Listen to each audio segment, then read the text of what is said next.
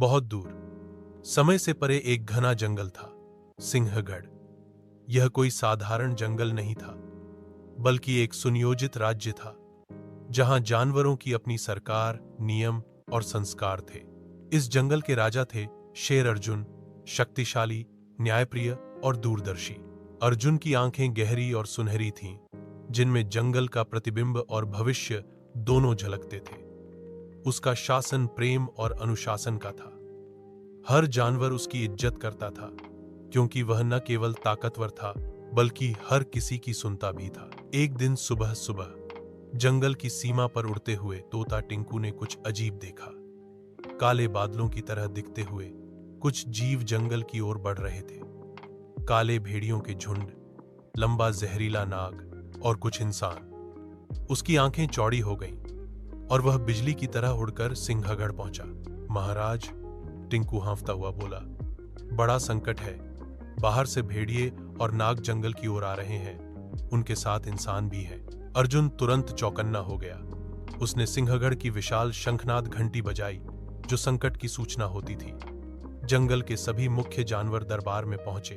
हाथी भोलू, विशाल और निडर सेना प्रमुख, लोमड़ी रूबी, चालाक और समझदार जासूस, बंदर मोंटी, तेज, चंचल और सभी का मनपसंद, और चूहा चिंकी, छोटा मगर बेहद बुद्धिमान। अर्जुन ने गंभीरता से कहा, हमें पता लगाना होगा कि ये कौन हैं और क्या चाहते हैं। अगर वे शांति चाहते हैं, हम स्वागत करेंगे, लेकिन अगर उन्होंने जंगल को चोट पहुंचाई तो हम चुप नहीं बैठेंगे।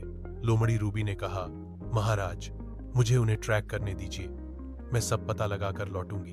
रूबी, टिंकू और चिंकी ने गुप्त मार्ग से जंगल की सीमा पार की।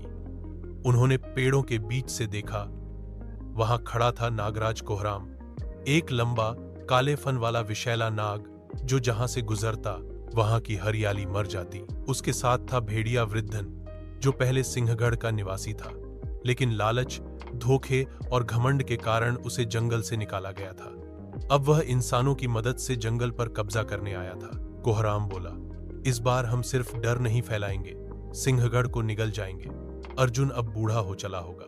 वृद्धन हौसा, और जब इंसानों के औजार चलेंगे, पेड़ों के साथ यह सिंह भी गिरेगा।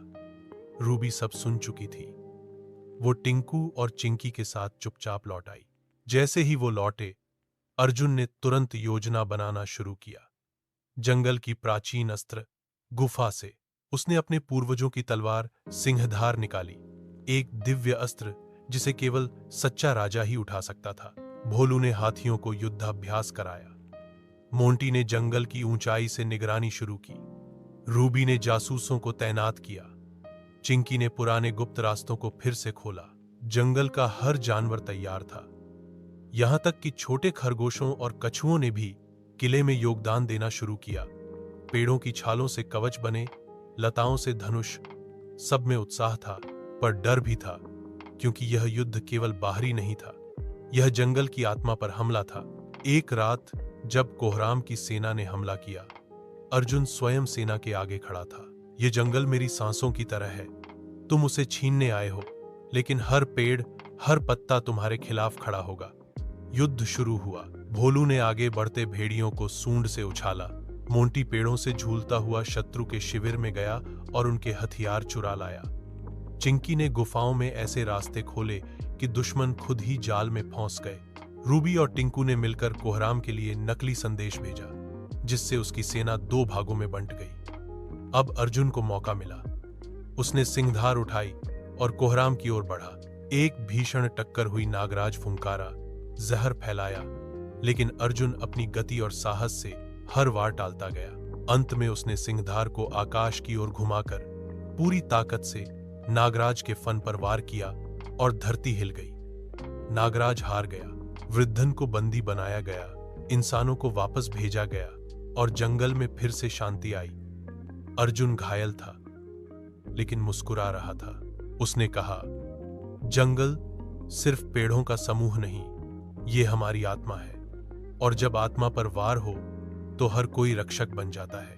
उस दिन से जंगल में हर साल एक उत्सव होता है, सिंहग रक्षा पर्व, जिसमें बच्चे, जानवर, बड़े सब मिलकर अर्जुन को याद करते हैं और एक दूसरे की मदद करना सीखते हैं। जंगल फिर से हौसने लगा। पत्तों में संगीत था, हवाओं में वीरता की कहानी और शेर अर्जुन सिंहगढ़ का अमर रक्षक बन गया।